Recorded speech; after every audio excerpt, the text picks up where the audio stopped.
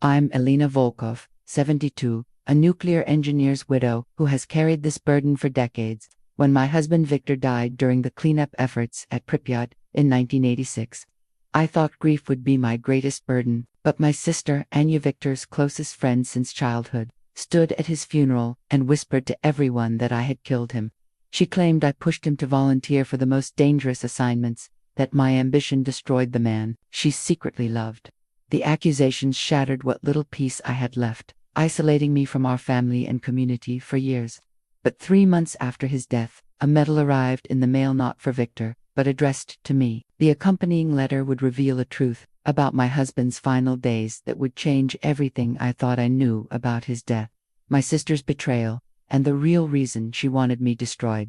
Before we jump back in, tell me where you're tuning in from, and if this story touches you, make sure you're subscribed, because tomorrow, I've saved something extra special for you. If you've ever been blamed for a tragedy you couldn't prevent, like this video for stories of truth, healing, and the courage to face impossible accusations. Viktor's funeral was held on a gray September morning in 1986, 3 months after he died in a Moscow hospital bed, his body ravaged by radiation sickness. The ceremony should have been about honoring a man who gave his life for his country, but instead, it became the stage for my sister's calculated destruction of my reputation. I remember every detail of that day with painful clarity. Viktor's Soviet engineering certificate hung beside his photograph at the front of the funeral hall, a testament to his dedication and qualifications. He had graduated top of his class from the Moscow Institute of Physics and Technology, specializing in nuclear reactor design. That certificate represented years of study, of dreams we shared about building a better future through atomic energy. Now it seemed to mock us both. The hall was packed with colleagues, friends, and family members who had traveled from across the Soviet Union to pay their respects. Viktor had been well loved, respected for his gentle nature and brilliant mind. I sat in the front row, wearing my black dress and trying to hold myself together. As speaker after speaker praised his courage and sacrifice at Pripyat, that's when Anya made her move. She had been sitting beside me, her hand occasionally squeezing mine in what I thought was sisterly support. But during the reception, afterward, as people gathered in small groups sharing memories and offering condolences, I noticed her moving through the crowd with purpose. She would lean in close to someone, whisper something in their ear, and then glance meaningfully in my direction. At first, I thought she was sharing some private memory of Viktor. They had been close friends since childhood. The three of us had grown up together in the same neighborhood. But then I began to notice the subtle changes in how people looked at me. The warm embraces became awkward handshakes. The genuine condolences became stiff, formal phrases. Conversations would stop when I approached. Elena pushed him to volunteer for the most dangerous assignments. I heard her tell Viktor's supervisor from the nuclear plant. She was always so ambitious, always wanting him to prove himself.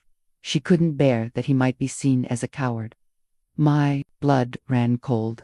I confronted her near the tea table, my voice barely above a whisper.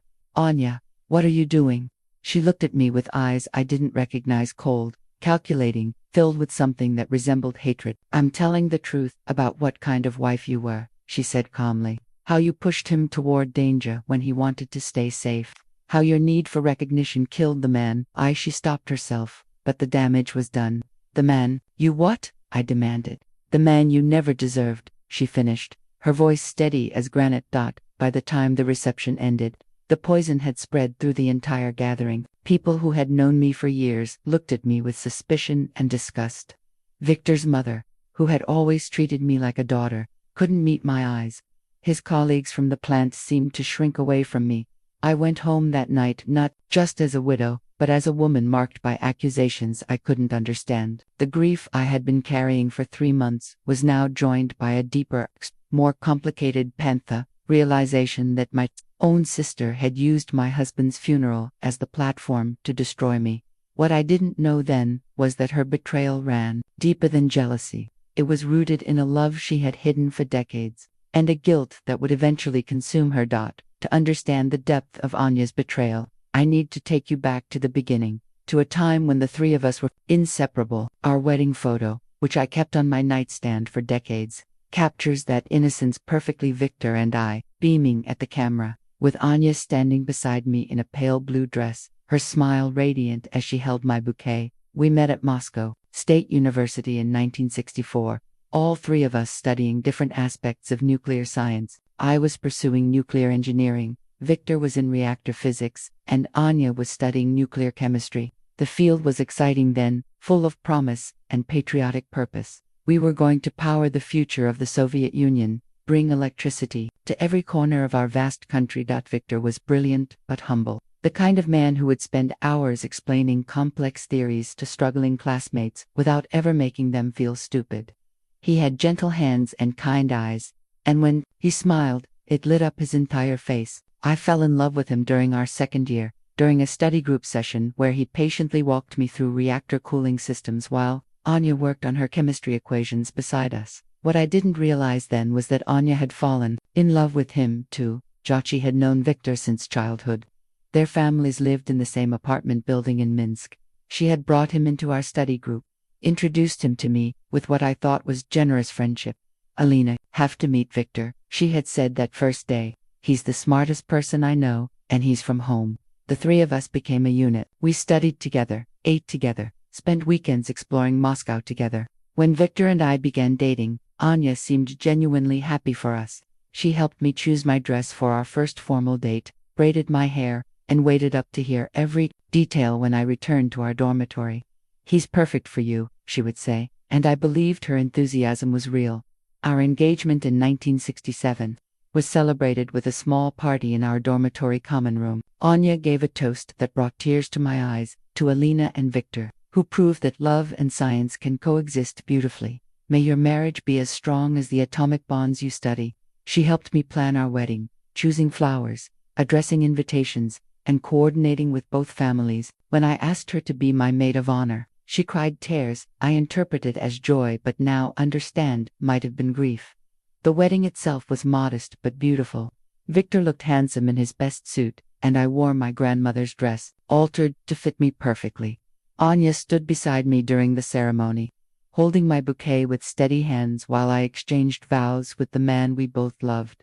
After the wedding, we all moved to the same city for our careers. Viktor and I were assigned to the Chernobyl nuclear power plant, where we worked on different aspects of reactor operations. Anya found a position at a chemical research facility nearby.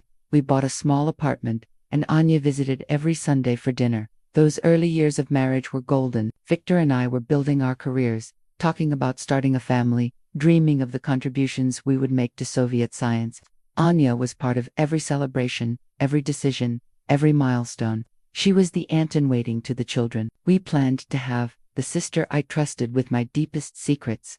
She never married, despite several suitors. "I'm too busy with my research," she would say, or "I haven't found the right person yet." Viktor and I would joke that she was too picky, that she needed someone as brilliant as she was. We had no idea that she had already found him, and lost him to me. April 26, 1986. The date is burned into my memory like a brand, marking the moment when our ordinary life became extraordinary tragedy. I was in our kitchen, preparing Viktor's favorite meal, beef stroganoff, when the phone rang at 1:47 a.m. Viktor had been working a late shift at the plant, and I had fallen asleep waiting for him to come home. The call was from his supervisor, Anatoly Dyatlov, his voice tight with barely controlled panic. "Elena, I need to speak with Viktor immediately. There's been an incident at the plant." An incident? I was still groggy, trying to understand why someone would call so late for a simple workplace issue. What kind of incident? "Just get him on the phone," Dyatlov snapped, and hung up. Viktor had his emergency call log beside our bed, a small notebook where he recorded every urgent contact from the plant. I watched him write down the time, Dyatlov's name, and the word incident in his careful engineer's handwriting. That notebook would later become evidence of his immediate response to the crisis, proof of his sense of duty even in those first chaotic moments. When Viktor called back, I could hear only his side of the conversation, but his face told me everything. The color drained from his cheeks. His hand gripped the phone so tightly his knuckles went white. He asked short, technical questions that I couldn't follow, but the fear in his voice was unmistakable. "How many?" he asked at one point, then listened for a long moment. "Dear God." When he hung up, he sat on the edge of our bed for several minutes, staring at his hands. I had never seen him look so small, so overwhelmed. Victor, what happened? There was an explosion at reactor 4, he said quietly. A steam explosion during a safety test. The reactor core is exposed. I was a nuclear engineer. I understood immediately what that meant, even if I couldn't fully grasp the scope of the disaster. How bad?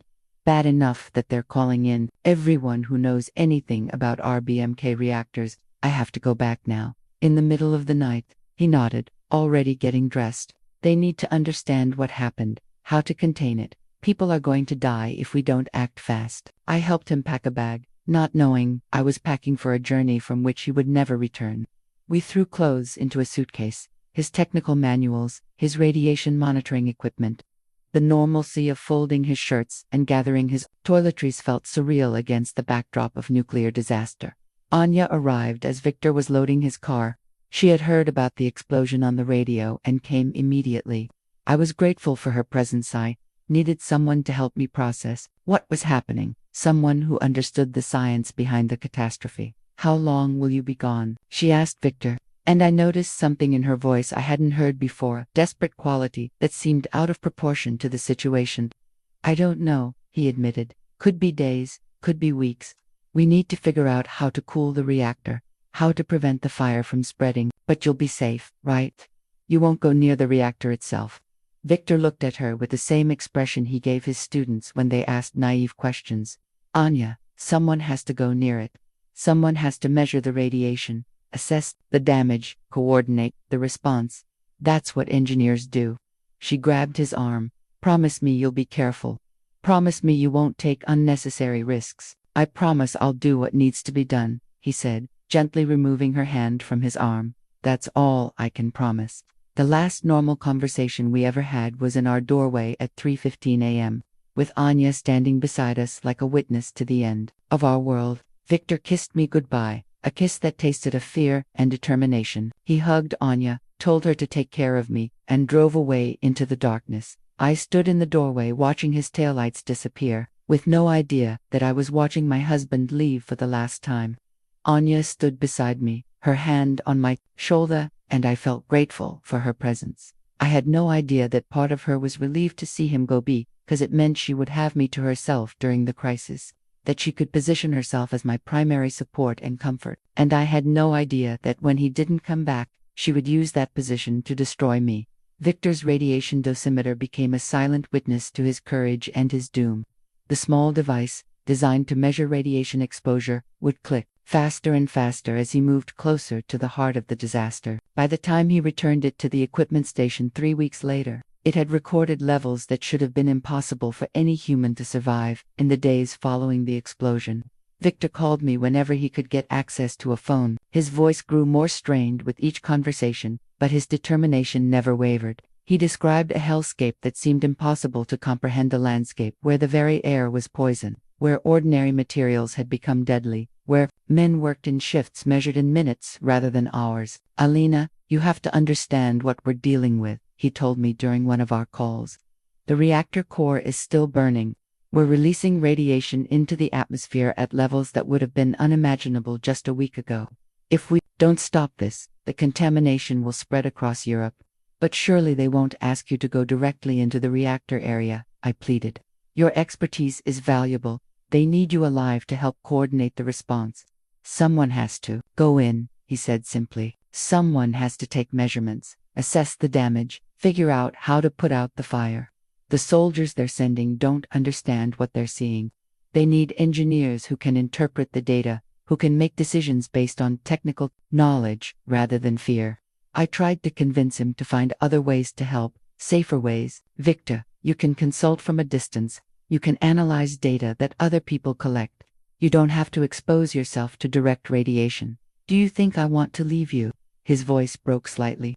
Do you think I want to die in this place? But if I don't do this job, if the engineers don't do this job, thousands of people will die, maybe millions. That was Viktor, always thinking about the greater good, always willing to sacrifice himself for others. It was one of the things I loved most about him, and one of the things that terrified me most.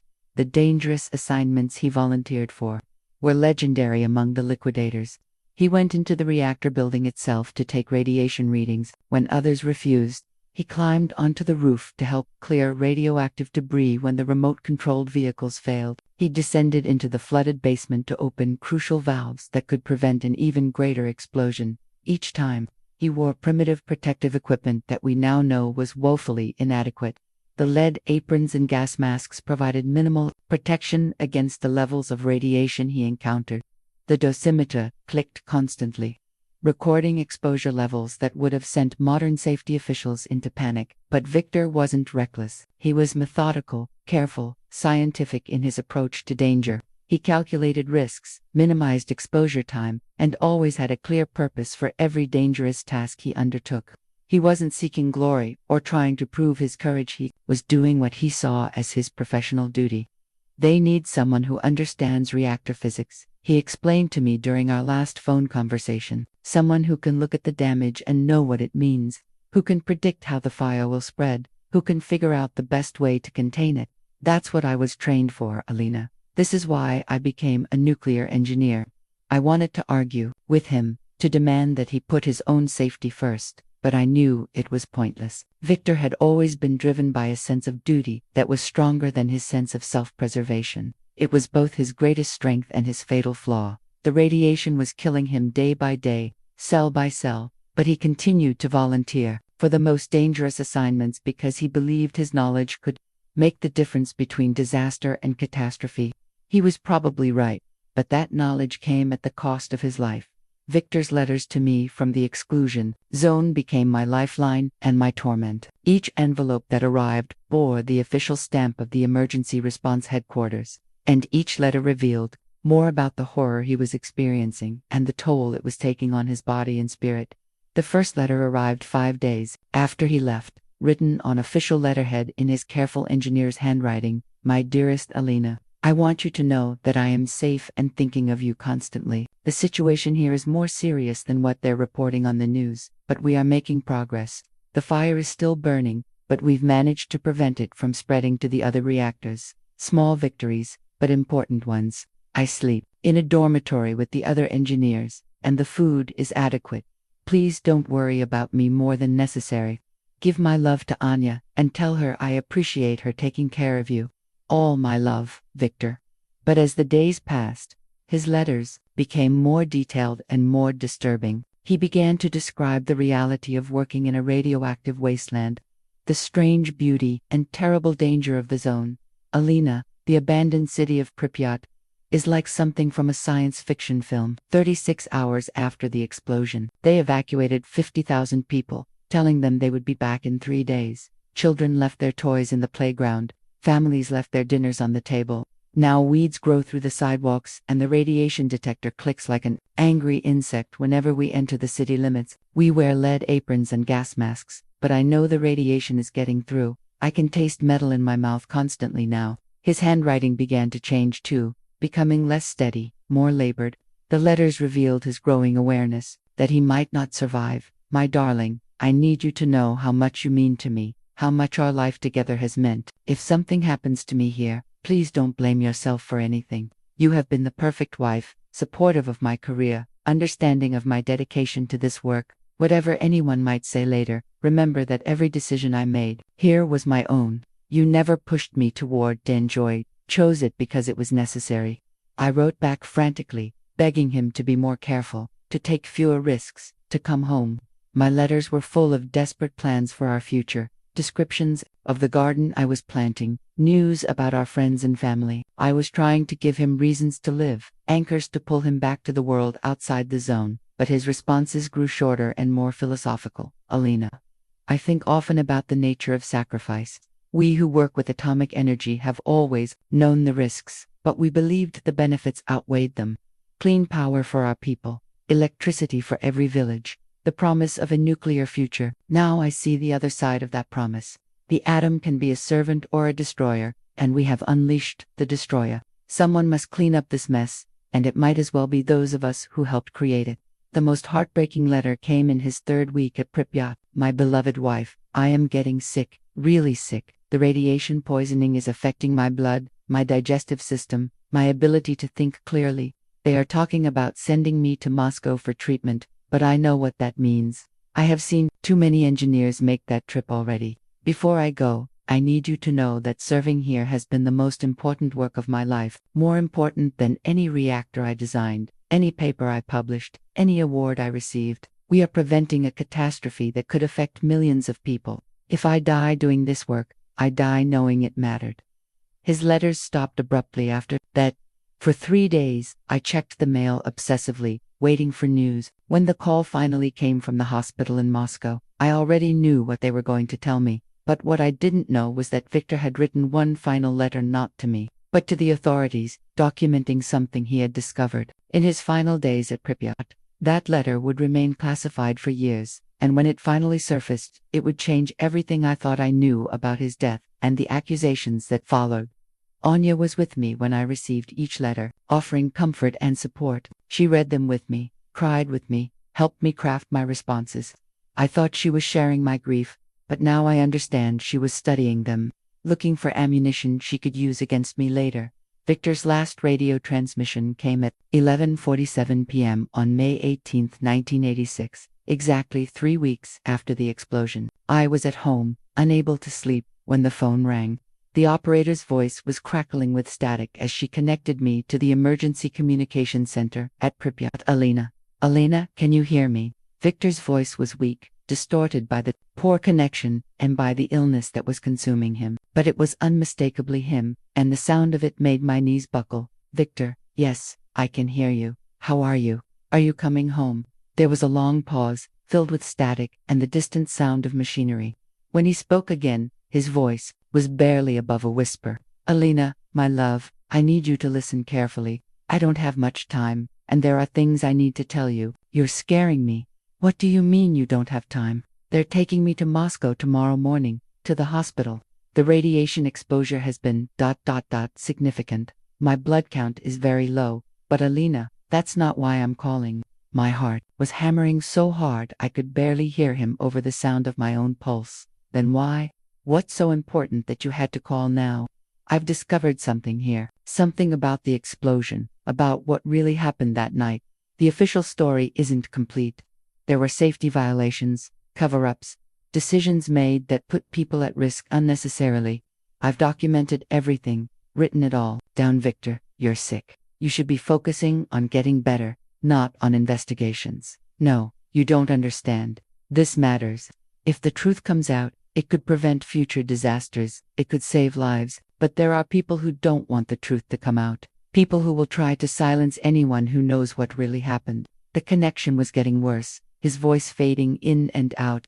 I pressed the phone closer to my ear, straining to hear every word. I've hidden the documentation where it will be safe. If something happens to me, if the official version of events doesn't match what I've told you, you need to know that there's more to the story. Promise me you'll remember that.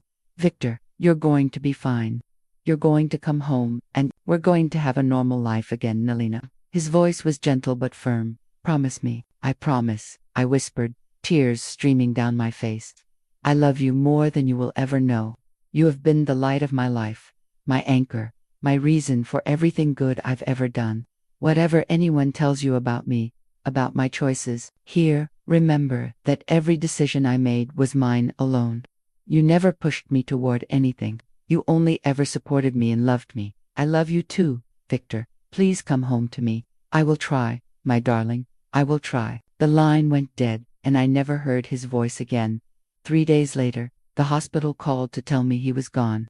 They said his body had been too damaged by radiation to save, that he had died peacefully in his sleep. They didn't mention the documentation he had hidden, or the truth he had died trying to preserve. Viktor's death certificate arrived 2 weeks before his body, a stark white document that reduced my husband's life to bureaucratic language and medical terminology. Cause of death, acute radiation syndrome.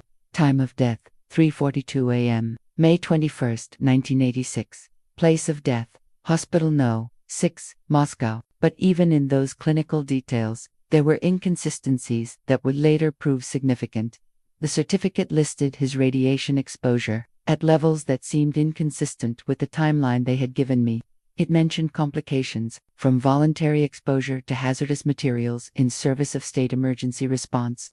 language that suggested something more deliberate than the random bad luck I had assumed. Most puzzling was a notation at the bottom: additional documentation sealed pending review by state security. I was at the hospital morgue in Moscow when they finally released Viktor's body for burial.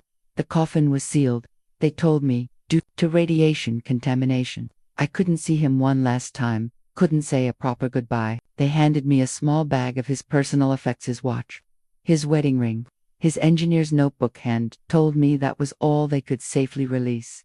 That's where I first encountered Anya's strange behavior. She had insisted on coming with me to Moscow, ostensibly to provide support during the difficult process of claiming Viktor's body. But instead of comforting me, she seemed agitated, almost paranoid. "Did they give you everything?" she asked repeatedly. "All of his papers, all of his notes." "Anya, what does it matter? He's dead. What could papers possibly matter now?" "You don't understand," she said, her voice tight with anxiety. "Viktor was investigating things at Pripyat. He was asking questions, making accusations. If those papers surface, it could cause problems for a lot of people." I stared at her, confused by her strange priorities. My husband was dead, and she was worried about paperwork. What kind of problems? The kind that could destroy careers, Elena. The kind that could make enemies of powerful people. Maybe it's better if his final work stays buried with him. At the time, I thought her concerns were misplaced grief. The kind of irrational worry that comes with trauma. I had no idea that she was already planning to use Viktor's death as a weapon against me. That she was laying the groundwork for the accusations that would follow. The real beginning of her campaign came during the long train ride back from Moscow. We shared a compartment, and as the countryside rolled past the window, she began to probe me about my marriage, asking questions that seemed designed to elicit specific responses. "Did you ever worry that Viktor was too ambitious for his own good?" she asked. "What do you mean?" "I mean, he always wanted to be the hero, didn't he? Always wanted to be the one who solved the impossible problem, who took the greatest risk. He was dedicated to his work. Yes, he believed in what he was doing, but don't you think sometimes he went too far? Don't you think maybe he volunteered for dangerous assignments, not because they were necessary, but because he wanted the recognition?" I was too grief-stricken to recognize the trap she was setting. Viktor never cared about recognition. He cared about doing the right thing. But you encouraged him, didn't you? You were proud when he took on the difficult projects, when he was chosen for the important assignments. Of course I was proud of him. He was brilliant. So you supported his decision to go to Pripyat. You didn't try to talk him out of it. I was scared for him, but I knew he had to go. It was his duty. She nodded, as if I had confirmed something important. "So you admit that you supported his decision to expose himself to deadly radiation. You admit that you could have tried harder to keep him safe, but you didn't." "Anya, that's not what I said. That's not what I meant." But she had already gotten what she needed. By the time we reached home, she had crafted a narrative in which my ambition and pride had driven Viktor to his death, in which my failure to protect him made me complicit in his destruction. All she needed was the right moment to deploy it, and Viktor's funeral would provide the perfect stage. The anonymous letter arrived 3 weeks after Viktor's funeral, slipped under my apartment door sometime during the night, written in block letters on cheap paper. It contained only a few lines, but those lines destroyed what little peace I had managed to find in my grief. "Murderer, you killed your husband with your ambition. You don't deserve to live in this community. Leave before we make you leave."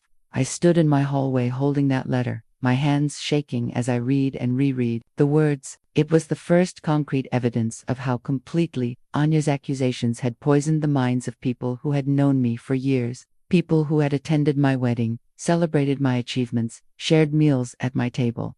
The letter was just the beginning. Over the following weeks, I watched my entire world shrink as friends and colleagues began to avoid me. At the grocery store, conversations would stop when I entered. Former friends would suddenly find urgent business on the other side of the street when they saw me coming.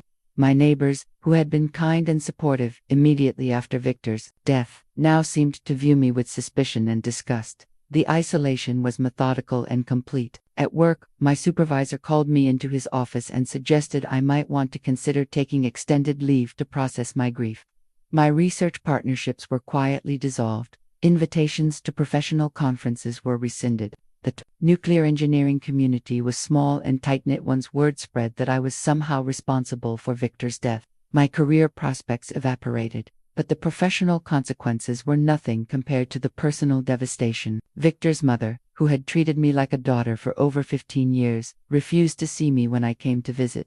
His father, normally a gentle man, told me through the closed door that I was no longer welcome in their home. "We don't want to see the woman who killed our son," he said, his voice breaking with grief and anger. "Papa, please, you know me. You know I loved Victor more than my own life. If you loved him, you would have protected him. You would have kept him home instead of encouraging him to chase glory at Chernobyl." Even my own extended family began to pull away.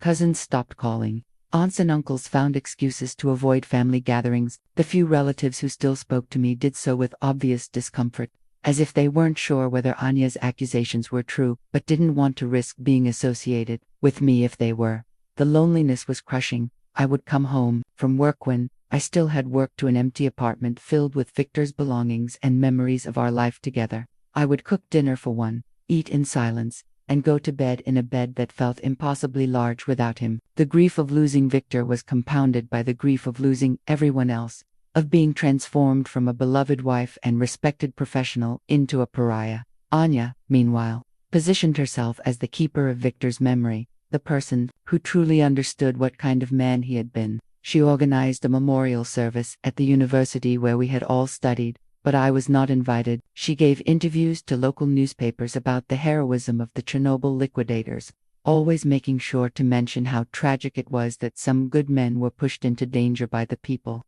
who should have protected them. She became the grieving friend, the woman who had truly appreciated Victor's gentle nature and opposed his dangerous assignment from the beginning. I became the ambitious wife who had valued career advancement over her husband's safety, the woman whose pride had cost a good man his life. The most painful part was that some small corner of my mind began to wonder if they were right. In my darkest moments, I questioned every conversation Victor and I had ever had about his work, every time I had expressed pride in his achievements, every moment when I had supported his sense of duty over his desire for safety. Anya's hidden diary, discovered years later in a box of her belongings after her death, revealed the depth of a deception that had shaped decades of my life. Written in her careful script, the entries chronicled a love affair that existed only in her mind, and a jealousy that consumed her soul from the moment Victor chose me over her. The earliest entry was dated September 15, 1962. Our first semester at university saw Victor again today in the library. He was helping that girl Elena with her thermodynamics homework. She's pretty, I suppose, in an obvious way. Dark hair, big eyes, the kind of smile that makes men stupid. She doesn't understand him the way I do. She doesn't see how brilliant he is, how gentle, how perfect. She just sees a handsome boy who's good at physics. If she knew him like I know him, if she had grown up with him like I did, she would love him the way he deserves to be loved. Reading those words decades later, I realized that Anya's version of our courtship was completely different from the reality I had lived. In her mind, I was a predator who had stolen Victor from her through manipulation and superficial charm. She convinced herself that their childhood friendship gave her a superior claim to his affections, that my academic struggles made me unworthy of his attention. As our relationship progressed, her entries became increasingly bitter. Victor asked Elena to the May Day dance. I saw them together in the courtyard, her hand in his, both of them laughing at some private joke. She doesn't even appreciate good music. I heard her humming that vulgar popular song yesterday. Victor loves classical music, poetry, deep conversations about science and philosophy. Elena just wants to dance and gossip with her friends. Can he not see that they're completely incompatible? But the most revealing entries came from the period of our engagement and marriage. Instead of accepting Victor's choice and moving forward with her own life, Anya constructed elaborate fantasies about what their relationship could have been if I had been braver. If I had told Victor how I felt before Elena came along, everything would be different. We would be perfect together. We understand each other's work. We share the same values. We've known each other since we were children. Elena is just a pretty distraction, but what Victor and I have is real and deep and eternal. Sometimes I catch him looking at me with such tenderness, and I know he feels it too. He just doesn't know how to escape the trap Elena has set for him. The wedding entries were particularly painful to read. Stood beside Elena today while she married the man I love. She looked beautiful, of course, radiant in her grandmother's dress. Viktor couldn't take his eyes off her, but when he looked at me during the ceremony, when I was holding her bouquet, I saw regret in his eyes. He knows he's making a mistake. He knows I'm the one who truly understands him. Someday he'll realize what he's lost, and when he does, I'll be waiting. For years, Anya fed her delusion that Viktor was unhappy in our marriage, that he stayed with me out of duty rather than love. She interpreted every kind gesture he made toward her as evidence of his hidden feelings, every moment of stress in our marriage as proof that we were fundamentally incompatible. Viktor seemed tired tonight at dinner. Elena was talking about wanting to apply for a promotion at the plant, always pushing for more recognition, more responsibility. I could see in his eyes that he wishes he had married someone who would support his career instead of competing with it. He needs a wife who understands that his work is the most important thing, not someone who's always trying to prove herself his equal. The entries from the weeks before Chernobyl revealed how completely Anya had convinced herself that the disaster was an opportunity. Viktor is going to Pripyat tomorrow. Elena is crying, begging him not to go, making it all about her fears instead of supporting his sense of duty. This is exactly what I mean about her. She doesn't understand what kind of man she married. She wants to keep him safe and small instead of letting him be the hero he was meant to be. If something happens to him there, if he doesn't come back, it won't be because of the radiation. It will be because Elena never gave him a reason to survive. That last entry explained everything about her behavior at Viktor's funeral, her systematic destruction of my reputation, her years of maintaining the lie that I had killed my husband. In her twisted logic, by turning everyone against me, she was protecting Viktor's memory from the woman who had never deserved him. She was finally claiming the role she believed should have been hers from the beginning. The woman who truly loved Viktor Volkov, the hero of the Soviet Union medal, arrived on a gray August morning, 3 months and 2 days after Viktor's funeral. I was sitting at my kitchen table, drinking tea and reading a letter from my former supervisor explaining why my security clearance was being revoked, when I heard the knock at my door. The postal worker stood in my hallway holding a package wrapped in official brown paper, sealed with red wax and bearing the stamp of the Central Committee. My first thought was that it must be some final piece of Viktor's paperwork, perhaps his pension documentation or a posthumous commendation. Elena Volkova, the man asked, checking his clipboard against my face. Yes, please, sign here. This requires your personal receipt. I signed with shaking hands, noting that the return address was from the Office of State Awards. Inside my apartment, I set the package on my kitchen table and stared at it for several minutes before finding the courage to open it. The medal was beautiful and terrible, a gold star suspended from a red ribbon, accompanied by a smaller medal marked for liquidation of consequences of Chernobyl NPP accident. But what made my knees buckle was the name on the accompanying certificate: Elena Mikhailovna Volkova, not Viktor, me. The official letter was typed on heavy paper with the seal of the Supreme Soviet, in recognition of exceptional courage and service to the Soviet people during the emergency response to the Chernobyl nuclear power plant accident, and in acknowledgement of personal sacrifice that prevented immeasurable catastrophe. The hero of the Soviet Union medal is hereby awarded to Elena Mikhailovna Volkova, nuclear engineer. I read the letter 3 times before the words began to make sense. According to the documentation, I had been awarded the Soviet Union's highest honor for actions taken at Chernobyl, actions I had never performed, heroism I had never displayed, sacrifices I had never made. There had to be a mistake. I had never been to Pripyat during the disaster. I had remained at home, waiting for Viktor's calls, living in fear and uncertainty while he risked his life in the exclusion zone. How could I possibly have earned a medal for heroism? I called the phone number listed on the letterhead, expecting to reach a clerk who could explain the obvious error. Instead, I was transferred through a series of increasingly senior officials, each of whom confirmed that the award was correct and that no mistake had been made. Mrs. Volkova, the final official, told me, your medal was personally approved by the General Secretary himself. It recognizes actions that saved countless lives and prevented an even greater disaster. The details of your service are classified, but I can assure you that the award is well deserved. But I never served at Chernobyl. My husband Viktor was the one who worked at Pripyat. He was the one who died there. There was a long pause on the other end of the line. Mrs. Volkova, I suggest you review the accompanying documentation more carefully. You may find that there are aspects of the situation that you did not fully understand at the time. He hung up before I could ask more questions, leaving me sitting at my kitchen table with a medal I had never earned and a growing certainty that everything I thought I knew about Victor's death was wrong. The medal felt heavy in my hands, heavier than gold should feel, weighted with secrets I was only beginning to understand.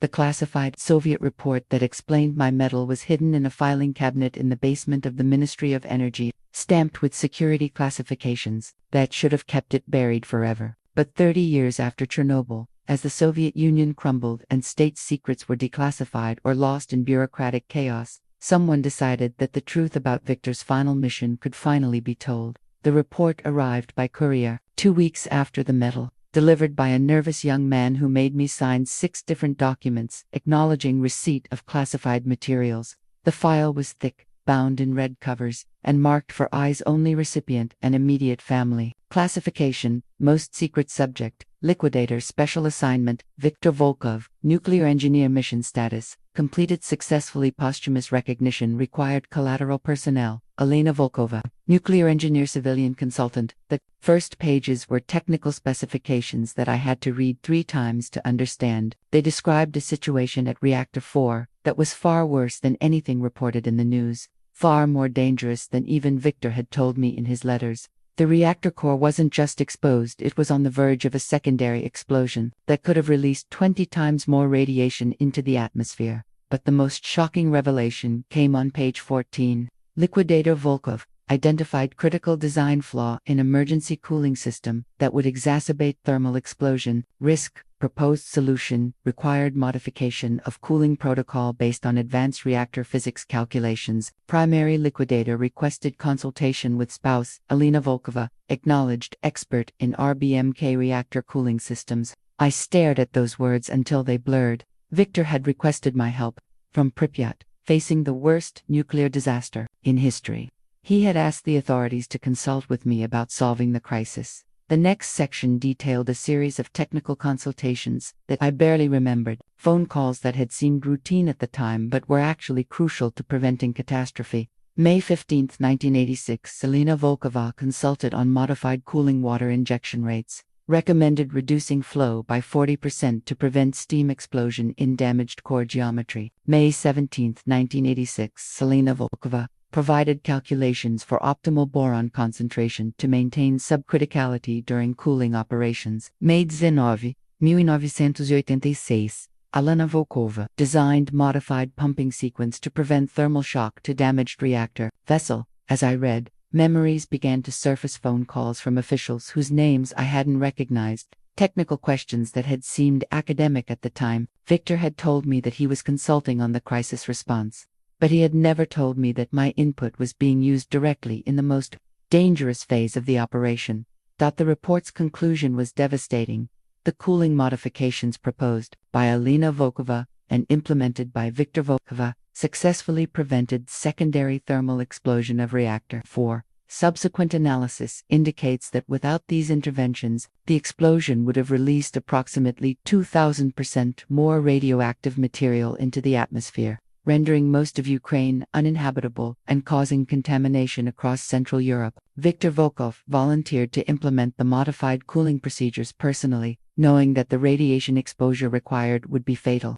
His successful execution of the protocol, designed in collaboration with his wife Elena Volkova, represents one of the most significant acts of heroism in Soviet history. Due to the classified nature of the design flaws that necessitated this intervention, both Viktor and Elena Volkov's contributions must remain officially unacknowledged. However, the state recommends posthumous recognition for Viktor Volkov and civilian recognition for Elena Volkova for service that prevented immeasurable catastrophe. I set the report down with trembling hands. Viktor hadn't just died from random radiation exposure during general cleanup operations. He had volunteered for a specific, fatal mission to implement a solution that we had designed together over the phone. He had known it would kill him, and he had done it anyway because the alternative was unthinkable. But the most painful revelation was yet to come. A handwritten note was clipped to the final page, written in Viktor's familiar script.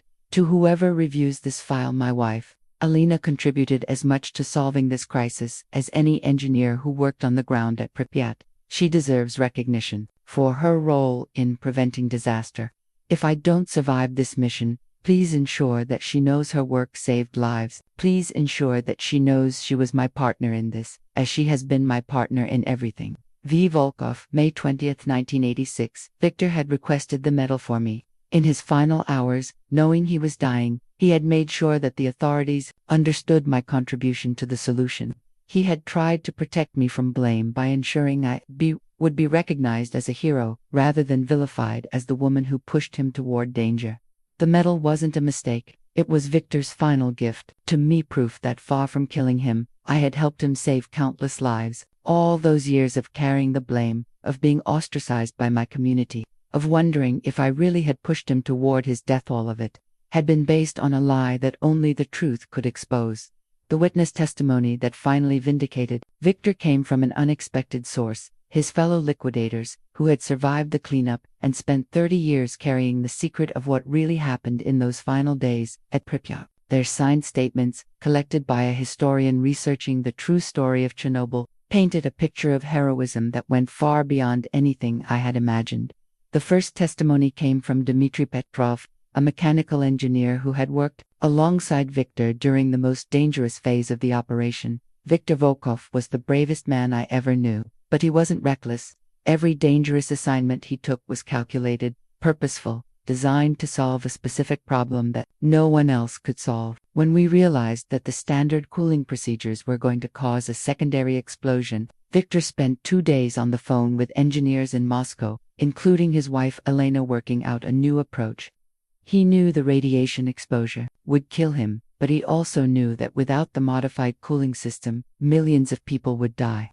Another liquidator, Sergei Kozlov, provided even more specific details. The night before Viktor's final mission, he showed me a letter he had written to his wife. He told me that if he didn't survive, I should make sure she knew that her engineering expertise had been crucial to solving the crisis. He said she was the smartest person he knew, and that the cooling modifications she had designed would save more lives than any of us could count.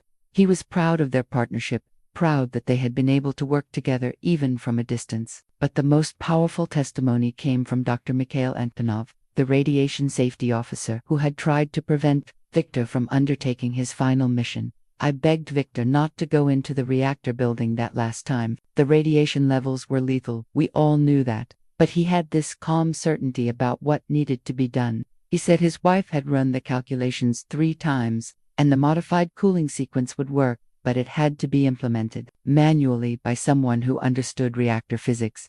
He said he was the only one on site with the right knowledge and experience.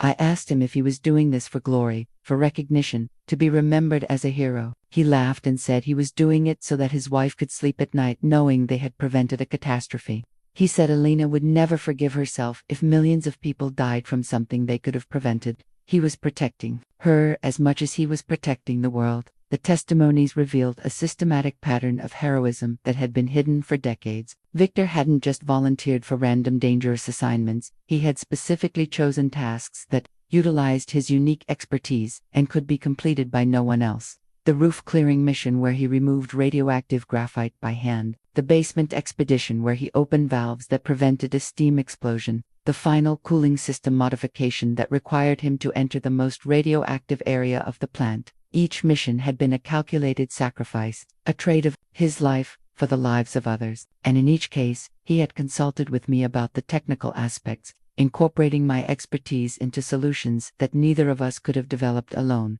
Yuri Volgin, who had been Viktor's roommate in the liquidator dormitory, provided the most personal testimony. Viktor talked about Elena every night. He would show us her letters, tell us about her latest research, brag about how smart she was. He said she understood reactor physics better than most of the men working at Pripyat, that her theoretical knowledge was deeper than his practical experience. When the authorities finally admitted they needed outside expertise to solve the cooling crisis, Viktor immediately recommended his wife. He said she was the only person who could design a solution that would actually work. Reading these testimonies, I realized that my understanding of our final phone conversations had been completely wrong. Those technical questions I had thought were academic discussions had actually been life-and-death consultations. The cooling calculations I had provided weren't just theoretical exercises. They were the blueprints for preventing the worst. Nuclear disaster in human history. Victor hadn't died because I pushed him toward danger. He had died implementing a solution we created together, using my expertise combined with his courage to save millions of lives. For 30 years, I had been mourning a version of events that never happened, carrying guilt for a tragedy that was actually the greatest triumph of our marriage. Anya's confession letter was found in her apartment after her death in 2010, written but never sent, hidden in a box beneath her bed, along with photographs of Viktor that I had never seen. The letter was addressed to me, dated just 6 months before she died, when cancer was already eating away at her body and her conscience. "My dearest Elena," it began, in the handwriting I had known since childhood, "I am dying, and I cannot meet my end carrying this secret any longer. What I did to you after Viktor's funeral was unforgivable. But it came from a love so deep and a jealousy so consuming that I convinced myself it was justified." I sat in my living room reading her words, 24 years after Viktor's death, holding the proof of a betrayal that had shaped decades of my life. The classified report about Viktor's heroism lay on the table beside me, along with the medal that finally explained the truth about our last days together. "I loved Viktor from the time we were children," Anya's letter continued. "I loved him when he was a skinny boy with thick glasses who helped me with my mathematics homework. I loved him when he grew tall and handsome in university, when every girl in our physics program wanted his attention. I loved him when he chose you, and I hated myself for not being brave enough to tell him how I felt before you came along. When he died at Chernobyl, my grief was not just for a friend, it was for the man I had always dreamed of marrying, the life I had imagined we would have together. In my pain, I convinced myself that you had stolen him from me, that your ambition had driven him to his death.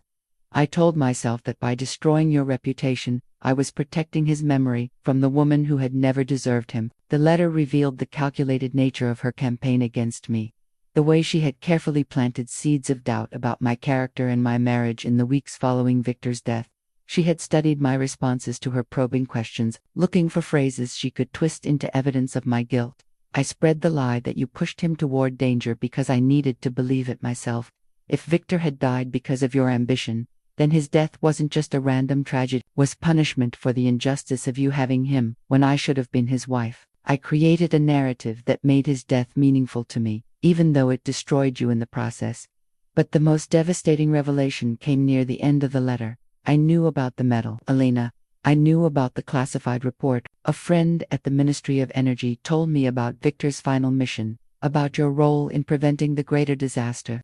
I knew that you were a hero, not a killer, but I kept silent because admitting the truth would have meant admitting that I had destroyed an innocent woman out of jealousy and spite. She had known for years, while I suffered in isolation and shame, while our community treated me like a pariah, while I questioned my own memories and my own worth. Anya had known that I was innocent. She had known that Viktor and I had saved lives together, but she had chosen to let me carry the blame rather than admit her own lies.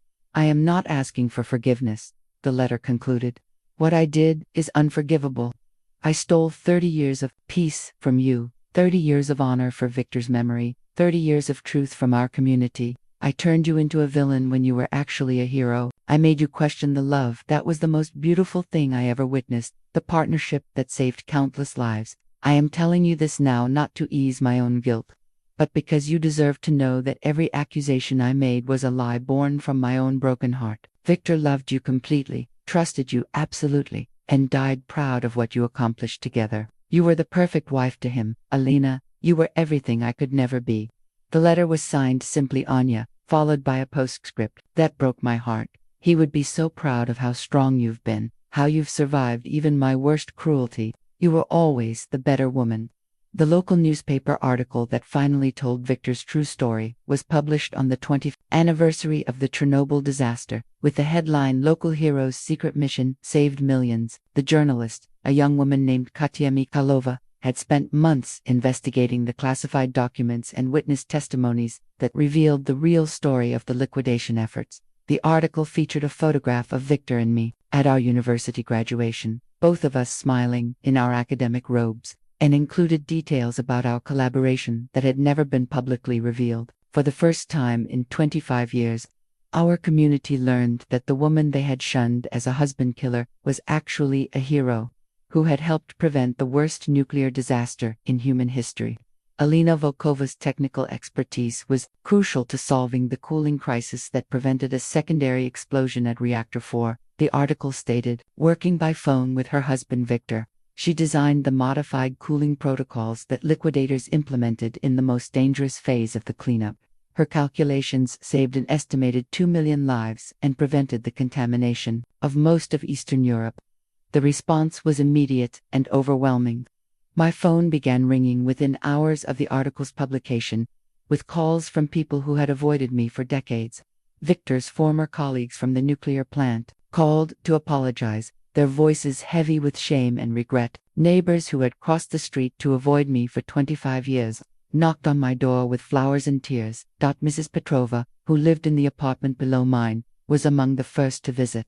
She stood in my doorway crying, holding a plate of the honey cakes she used to bring me before Viktor's death. Elena, how can you ever forgive us? We believed those terrible lies. We treated you like a criminal when you were a hero. You didn't know, I told her, though the words felt strange in my mouth. None of us knew the truth. Viktor's mother called that evening, her voice so weak I could barely hear her. She was 86 years old, living in a nursing home, but she had read the article and wanted to speak with me. My dear daughter, she whispered, using the term of endearment. She hadn't spoken to me in 25 years. Can you forgive a foolish old woman?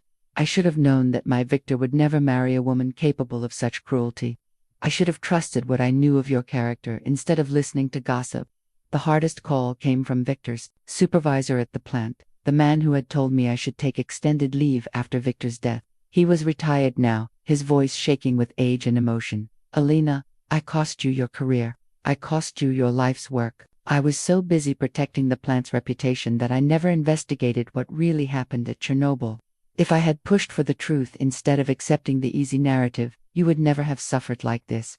But perhaps the most meaningful response came from the nuclear engineering community itself. The professional organization that had quietly expelled me after Viktor's death issued a formal apology and invited me to speak at their annual conference about my role in the Chernobyl response. The power of truth, I learned, is that it doesn't just correct the historical record, it forces people to confront their own capacity for cruelty, their willingness to believe the worst about someone they once loved. The family reconciliation letter arrived on a Tuesday morning in spring 26 years after Viktor's death. It was written on elegant stationery by my cousin Irina, who had been like a sister to me before the accusations tore our family apart. Dearest Elena, it began, I have carried shame in my heart for 26 years, and I can carry it no longer. When I read the newspaper article about Viktor's heroism and your role in preventing the Chernobyl catastrophe, I wept for hours, not just for the tragedy you both endured, but for my own cowardice in abandoning you when you needed family most. The letter was signed by 12 members of my extended family, cousins and aunts and uncles who had slowly drifted away from me in the years following Viktor's funeral. Each had added a personal note of apology, acknowledging their failure to support me and their willingness to believe the worst without seeking the truth. My nephew Pavel, who had been 8 years old when Viktor died, wrote, Aunt Elena, I remember how kind you were to me when I was small, how you and Uncle Viktor would take me to the park and teach me about science. I never understood why we stopped visiting you, but now I know it was because the adults in our family failed you. I want to know my aunt again. The reconciliation process was painful and awkward at first.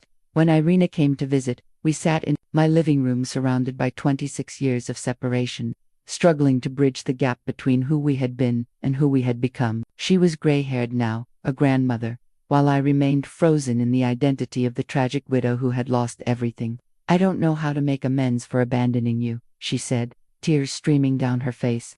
I was young, I was scared. I didn't know how to process the idea that someone I loved might be capable of such terrible things, but that's no excuse. I should have known you better. I should have stood by you. The forgiveness didn't come easily or all at once. There were moments when the old anger surfaced, when I remembered specific instances of their betrayal, the birthday parties I wasn't invited to, the family gatherings where my name was carefully avoided, the way they had erased me from family, photographs and stories. But gradually, as we talked and remembered and shared the grief we had all carried, I began to understand that they had been victims of Anya's lies, just as I had been. They had lost me just as I had lost them, and they had spent decades wondering if they had made the right choice in pulling away. My Aunt Vera, Victor's father's sister, brought me a box of photographs that she had saved from before the disaster of Victor and me at family celebrations, images of happier times that I thought had been lost forever. I kept these, she said, because even when I doubted everything else, I could never doubt that you and Victor loved each other deeply. The way you looked at each other in these pictures, that kind of love doesn't destroy, it creates. I should have remembered that instead of listening to whispers and rumors. The healing wasn't complete. 26 years of separation couldn't be erased by letters and visits and shared tears, but slowly, carefully, we began to rebuild the connections that had been severed by tragedy and lies. We began to remember what it felt like to be family, to be part of something larger than our individual grief and shame. The memorial plaque dedicated to Bafta and the other Pripyat heroes was unveiled on April 26, 2016, exactly 30 years after the disaster that had defined so many lives. The bronze plaque, mounted on a granite stone in our city's Central Park, bore the names of all the local men who had died in the liquidation efforts, with Victor's name prominently featured, alongside his true role in preventing catastrophe. Viktor Volkov, nuclear engineer, designer of emergency cooling protocols that prevented secondary explosion and saved millions of lives, standing before the memorial on that gray spring morning, surrounded by hundreds of people who had come to honor the liquidators. I felt a complex mix of pride, grief, and vindication. The young mayor, who had been a child during Chernobyl, spoke about the importance of remembering not just the tragedy, but the heroism that had prevented an even greater disaster. These men died to save strangers, he said, his voice carrying across the crowd. They faced the atom itself and chose duty over safety, sacrifice over survival. We owe them our lives, our children's lives, our future. But for me, the memorial represented something more personal. It was proof that truth, however delayed, eventually surfaces. Victor's heroism was finally acknowledged, our partnership finally recognized, our love finally vindicated against decades of lies and accusations. I had spent the previous year working with local schools to develop an educational program about Chernobyl and nuclear safety. The program included Victor's story, but also the broader lessons about the importance of safety protocols, transparent communication, and the courage required to speak truth to power. The children who visited the memorial asked thoughtful questions about radiation, about nuclear power, about the difficult choices the liquidators had faced. One 10-year-old girl asked me if I was afraid when Victor went to Chernobyl. Yes, I told her honestly. I was terrified, but I was also proud of him for being brave enough to help when help was needed most. Were you scared that people would blame you for letting him go? The question caught me off guard. Children often saw truths that adults missed. I wasn't scared of that then, but it did happen later. Some people thought I should have tried harder to keep him home, but Victor wasn't the kind of man who could turn away from people who needed help. The memorial became a gathering place for the families of liquidators, a space where we could share stories and memories without shame or blame. Other widows came forward with their own experiences of isolation and accusation, their own struggles with a community that had needed someone to blame for an incomprehensible tragedy. Elena Petrov, whose husband had died of radiation-induced cancer 5 years after Chernobyl, told me that she had been accused of not taking good enough care of him during his illness. Maria Kozlova, whose son had volunteered for roof-clearing duty, had been blamed for raising a boy who was too eager to prove himself. We formed an informal support group, meeting monthly to remember our men and to educate the community about the reality of their service. We invited scientists and historians to speak about the technical aspects of the disaster, helping people understand that the liquidators had been heroes, not victims of others' ambition or carelessness. The most rewarding part of this work was seeing how it changed the way young people thought about nuclear energy and public service. They understood that heroes weren't just fictional characters in movies, they were engineers and technicians and soldiers who made impossible choices in impossible circumstances. Victor's legacy wasn't just the lives he had saved through his final mission, it was the ongoing education that helped future generations understand both the promise and the peril of atomic energy, the importance of safety over expedience, truth over convenient narratives. Elena's final letter to Victor was written on the 40th anniversary of Chernobyl, in the same kitchen where I had received his last phone call 4 decades earlier. My hands were arthritic now, my hair completely silver, but my memory of him remained as clear as if he had died yesterday. My beloved Victor, I wrote, 40 years have passed since you left me, and I finally understand the full truth of what we accomplished together in those terrible days. For so long, I carried the weight of blame, the crushing belief that my ambition had driven you to your death. But now I know that our love, our partnership, our shared dedication to science and service saved millions of lives. The medal they gave me sits on my mantle now, no longer a mysterious mistake but a tangible reminder of your final gift to me, recognition for work I didn't even know I was doing. When you called me with those technical questions, when you asked me to calculate cooling rates and boron concentrations, I thought I was simply helping you understand the crisis. I had no idea that my equations would become the blueprint for preventing catastrophe. You protected me even in death, Victor. You made sure the authorities understood my contribution, ensured that I would be remembered as your partner rather than your destroyer. You knew that without that recognition, I would spend my life wondering if I had failed you, if my support for your career had cost you your life. Anya's betrayal nearly broke me, as I think you knew it would. Her lies about my character, her systematic poisoning of our community against me. The decades of isolation and shamal of it grew from a love she never had the courage to declare when you were alive. I have forgiven her, not because what she did was forgivable, but because carrying hatred for 40 years would dishonor the love we shared. Our community eventually learned the truth. Victor, they learned that you died a hero, that I was your collaborator rather than your destroyer, that our marriage was a partnership that literally saved the world. The apologies came late, but they came. The recognition was delayed, but it was complete. The memorial in the park bears your name and your true story, and children learn about your courage in their history classes. I have lived a full life since you died, filled with purpose and meaning that grew from the foundation we built together. I taught young engineers about nuclear safety, helped families of liquidators find peace with their losses, and worked to ensure that the truth about Chernobyl would never again be buried beneath convenient lies. But through it all, I have missed you every single day. I have missed your gentle hands and kind eyes, your brilliant mind and generous heart. I have missed our conversations about science and philosophy, our quiet evenings reading together, our dreams for the future we would build with atomic energy. When my time comes to join you, I will come without shame or regret. I will come as the woman you married, the engineer you trusted, the partner who helped you save the world.